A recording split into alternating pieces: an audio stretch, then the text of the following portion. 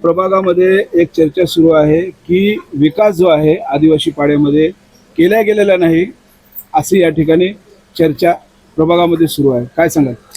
हे खरोखर हे भाग जो आहे संपूर्ण प्रभाग नंबर 14 हे मागासलेले प्रभाग आहे आणि ह्याच्यामध्ये सर्व आदिवासी पाडे असू द्या किंवा जनतानगर डोंगरी असू द्या, मसाचा पाडा, मांडवी पाडा, धारावी देवी, म्हणजे सर्व ठिकाणी शक्ती वेलफेअर हे सर्व पाड्यामध्ये कामं व्हायलाच पाहिजे होता.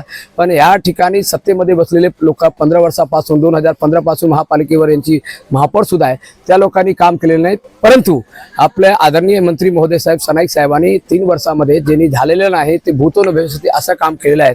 आणि ह्या 3 वर्षामध्ये मीरा भाईंदर शहराचे कायापलट करण्याचा, चेहरा मोहरा बदलण्याचा त्यांच्या प्रत राहिला आहे. त्यापैकी खास करून ह्या प्रभाग 14 मध्ये गटर मीटर वाटर हे नगरसेवकांचं काम होता. महापौराच्या माध्यमातून हे काम व्हायला पाहिजे होतं. महापौर पद म्हणजे महापालिकेच्या आयुक्ताच्या वरचं पद असतो, सर्वोच्च उच्च पद असतो. शहराचे नागरिक म्हणून या प्रभागातून निवडून गेलेला प्रतिनिधी म्हणून महापौर झालेत आणि ह्या शहराचा विकास करण्याच्या मागे त्यांचा मकसद चांगला असायला पाहिजे होता. पण त्यांची मकसद झाला स्वतःचा विकास करण्यासाठी, म्हणून आज राहिलेला होता. आज बघा लोकांनी त्यांना 1 वेळा नाही 2 वेळा 3 वेळा निवडून दिले. ते पाण्याची पाईपलाईन नव्हती, इथे रस्ते नाही आहे. मग विचार करा की हे भाजपची लोक फक्त हे भारतीय जनता पार्टी नाही, हे भ्रष्ट जनता पार्टी आहे. जनतेचे पैसे लुटायचे आणि खायचे आणि भ्रष्टाचार करायचे, बाकी विकासाचं काही घेणं देणं नाही.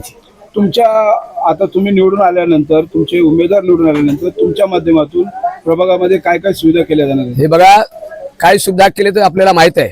300 कोटी आदरणीय मंत्री महोदय साहेबांनी खास करून प्रभाग 14 मध्ये दिलेले आहेत.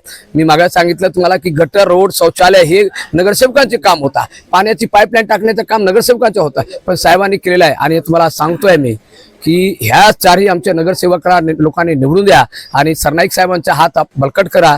आणि तुम्हाला वचन देतो आहे की परत या 5 वर्षामध्ये 300 कोटी आणून एकही गल्ली सोडणार नाही. म्हणजे सगळे गल्ल्यात गटर पासून सगळे सिमेंट रस्ते दिसेल, सर्व ठिकाणी शौचालय दिसेल. तुमच्याकडून नागरिकांना काय अपील असणार? नागरिकांना हेच अपील करणार की साहेबांच्या आशीर्वादाने ह्या प्रभागामध्ये आम्ही सर्व शिवसेनेचे छोटे मोठे सर्व पदाधिकाऱ्यांनी मिळून, महिला असो, पुरुष असो, युवा असो, सर्वांनी साहेबांकडे विनंती केली आहे. त्या अनुषंगाने साहेबांनी या वार्डामध्ये भरपूर निधी दिलेला आहे. पण आपण ते साहेबांना बक्षीस म्हणून, आपण गिफ्ट म्हणून साहेबांना ह्या शहराच्या माध्यमातून आणि ह्या वार्डाच्या माध्यमातून जनतासाठी केलेल्या विकास कामा म्हणून 4ही उमेदवारांना निवडून द्या, हेच सर्वांना आवाहन आणि हे विनंती करतोय.